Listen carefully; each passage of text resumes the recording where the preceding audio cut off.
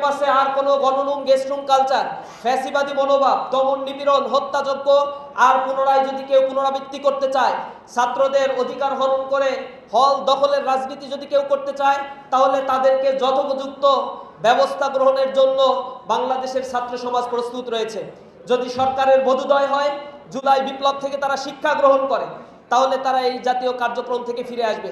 আমরা সরকারের প্রতি আজকের এই প্রোগ্রাম থেকে আহ্বান জানাই, জুলাই বিপ্লবের সবচেয়ে বেশি বেনিফিশিয়ারি হচ্ছে এই বিএনপি সরকার, যারা এদেশের রাজনীতিতে মাইনাস হয়ে গিয়েছিল, যাদের নেতৃবৃন্দ দেশে রাজনীতি করার অধিকার থেকে বঞ্চিত হয়েছিল। রক্তের বিনিময়ে তরুণ ছাত্র সমাজ রাজপথে দাঁড়িয়ে নেতৃত্ব দিয়ে তাদের রাজনীতি করার অধিকার যারা ফিরিয়ে দিয়েছে, আজ সেই জুলাই বিপ্লবের সাথে গাদ্দারি করতে আমরা তাদেরকে দেখছি।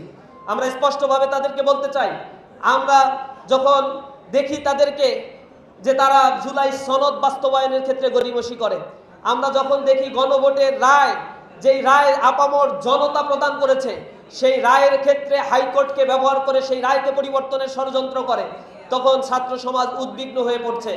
আমরা মনে করছি তারা যদি গণরায় এর বিরুদ্ধে অবস্থান নেয়, জুলাই বিপ্লবের চার্টার বাস্তবায়নের ক্ষেত্রে কোনো গড়িমসি করে, তাহলে বাংলাদেশে আবারও 1 জুলাই নেমে আসতে পারে, যা সামাল দেয়া এই সরকারের পক্ষে সম্ভব হবে না।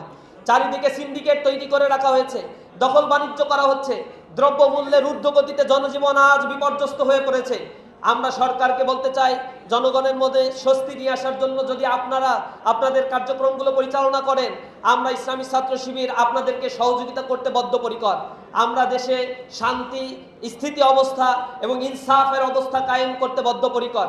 সুতরাং আমরা আপনাদেরকে সহযোগিতা করব, আপনারা সঠিক পথে আসুন। বাঁকা পথে গেলে এর মাসুলটা আপনাদেরকেই গুনতে হবে।